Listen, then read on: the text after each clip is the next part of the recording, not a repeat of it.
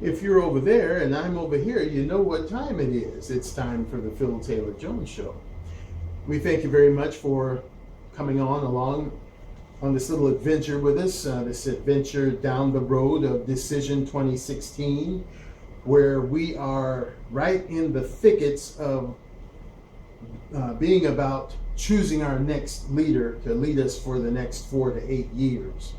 We know we have been in a constant decline these past 8 years with this insignificant lout that we've had in there as president, and now it's time to pick someone that can really do the job, turning our country around, getting us where we need to be, being our ship's captain and cruising on down the ocean to prosperity, to unity and the like. I'm Phil Taylor Jones, your host, and let's jump on that old voyage right now, on that old boat to go on our voyage. Okay, interesting news. Mr. Trump is in the news again. Whoa, big surprise there. The orange-haired chook is now refusing to debate unless, get this, the independents are on the debate stage with him, in one Gary Johnson and our favorite choice for presidential nominee and presidential candidate, Jill Stein. Oh, how wonderful of Donald. He did something nice. He's so kind and so big-hearted. Not. Everything this chook does is calculated, is well thought out, well planned. And let me show you just how well he thought out this plan. In fact, it was kind of set up for him by the Commission on Presidential Debates. And having said that, let me just read you a piece here, if I will, to let you know how easy it was for him to set this up. The Commission on Presidential Debates announced its 15% threshold last year. And last month, it announced the set of 5 national polls it would use to measure each candidate's support. Pure bullcrap, because they're, calculatively setting up these independent candidates for failure by putting in these 2 ludicrous stipulations. Allow me to go on. I lost my place now. The barrier is no problem for Democrat Hillary Clinton and Republican Donald Trump, but it presents a potentially insurmountable hurdle for third-party presidential candidates like Libertarian Gary Johnson and the Green Party's Jill Stein. The requirement that presidential candidates average at least 15% support in national polls in order to participate in the U.S.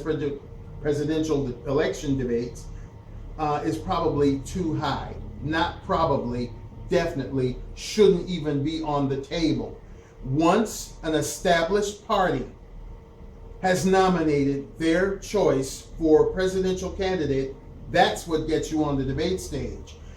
I'm so sick and tired of these idiot administrators, of these idiot little cluster groups creating problems for us, the American voter. You put the person on the debate stage, we'll determine whether or not they get voted for. We don't need you to help us in that aspect, so kiss off. Now, here comes Trumpy. Oh, well, I'm not going to debate if all players aren't in order. I'm not going to do it. No. If you take a look at the primaries, when he was debating with his own type, Republicans, he stood up there in plain view, but yet hid behind those other candidates. And then he would burst out with something that he felt comfortable with and really make a statement, and then everybody said, oh yeah, Donald Trump won that debate. Boulder Dash. This guy is horrible at debating. He was horrible then, he's horrible now. If you don't know how to do something, you don't know how to do it. I don't care how many people you have plucking and preening you, trying to get you ready. If there's no cake there, then what you're doing is icing on a non-existent cake. That's Trumpy. He doesn't know how to debate. He knows very well how to attack.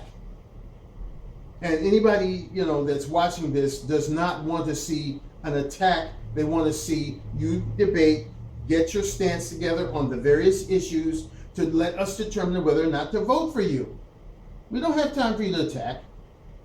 We don't have time for you to talk about Hillary's medical problems or what she did with the emails or what she did with this or that. We already know that. We need to know what you're going to do to improve things in this country versus what she plans to do to improve things in this country. That's where it's at.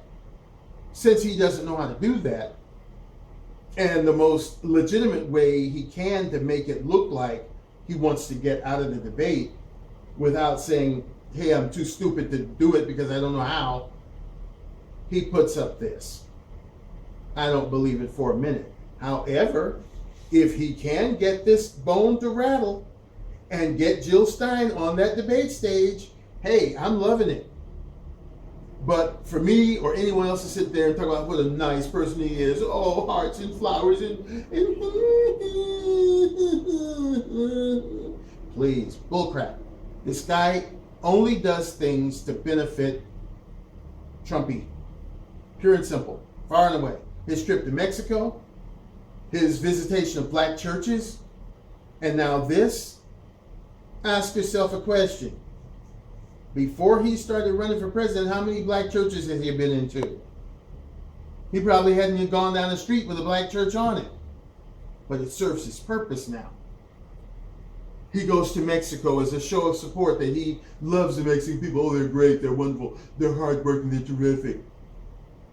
But then he comes right back here just hours after that trip to Mexico, and he's right back in his same old Trumpy boat, floating over the waters and touting, I'm the greatest. I can do everything, including getting rid of 11 million people within my first hour in the White House. Yeah, cool. Trumpy, we all know what you're about, pal, so give up the ghost and stop trying to pull the wool over our eyes, because the only people that are backing you are your worshipers. What's that magic number for Jill Stein and